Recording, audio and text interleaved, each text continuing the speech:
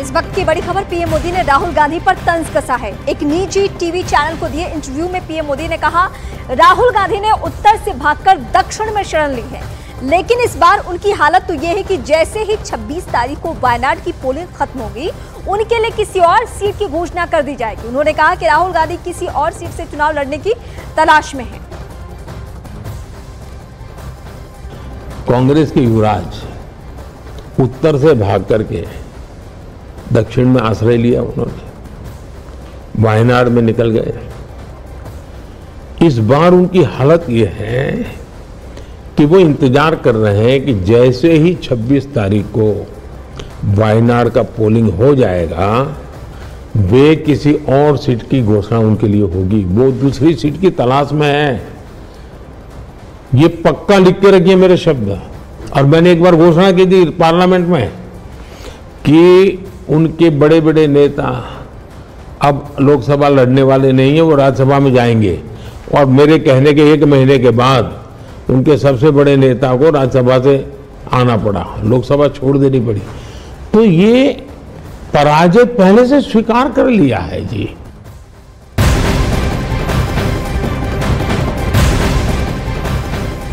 विपक्ष हमेशा से यह आरोप लगाते रहा है कि बीजेपी अगड़ों की पार्टी है, सवर्णों की पार्टी, और कुछ नया नहीं सोच सकते।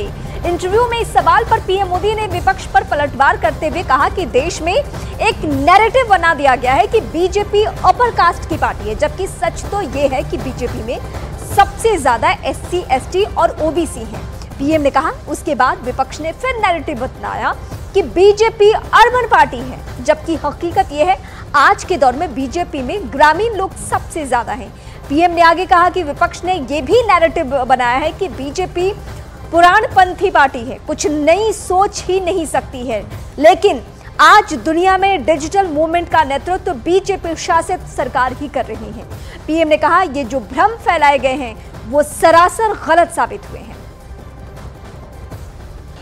हमारे देश में एक नैरेटिव बना दिया गया बहुत समय से कि भाजपा यानी अपर कास्ट की पार्टी। रियलिटी ये है कि भाजपा में सबसे ज़्यादा SC हैं, सबसे ज़्यादा ST हैं, सबसे ज़्यादा OBC, ये सारे हमारे सबसे ज़्यादा मेरे मिनिस्ट्री में OBC हैं। फिर बना दिया कि भारत अर्बन पार्टी है। आज मेरी पार्टी का पूरा कैरेक्टर ऐसा है कि जिसमें ग्रामीण लोग सबसे ज़्यादा है। फिर भाजपा का एक कैरेक्टर बना दिया कि ये तो बहुत ही पुरानपंथी पार्टी है, नया सोच ही नहीं सकती है।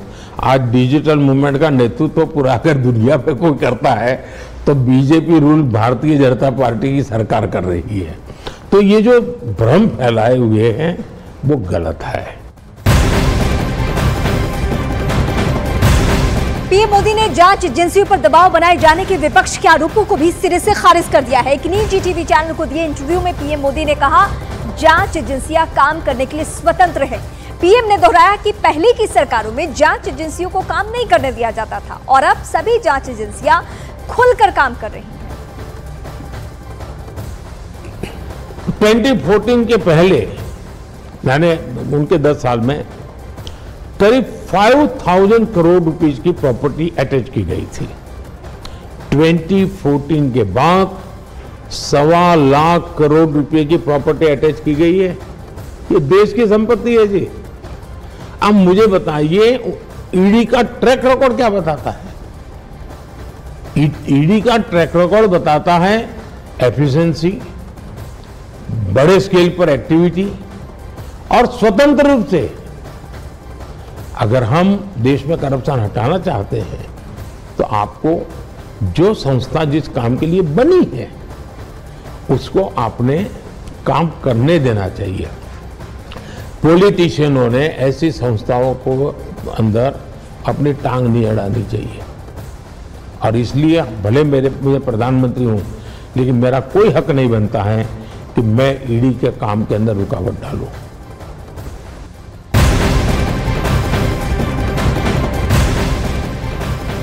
पीएम मोदी ने एक प्राइवेट चैनल को दिए इंटरव्यू में एक सवाल के जवाब में कहा कि वे संतुष्ट नहीं हो सकते क्योंकि उन्हें हमेशा कुछ नया करने की प्रेरणा मिलती है और उन्हें अभी बहुत कुछ करना बाकी है।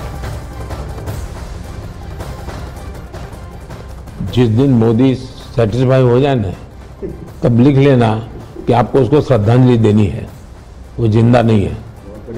मैं जीवन के आखिरी तक असंतोष को पालता रहता हूं, मेरे भीतर में कभी संतोष आने नहीं देता हूं। क्यों? मैं वो असंतोष पालता हूं ताकि मुझे नया करने की प्रेरणा मिले। तो मुझे कभी संतोष की बात कहना ही मत, क्योंकि मुझे बहुत कुछ करना है।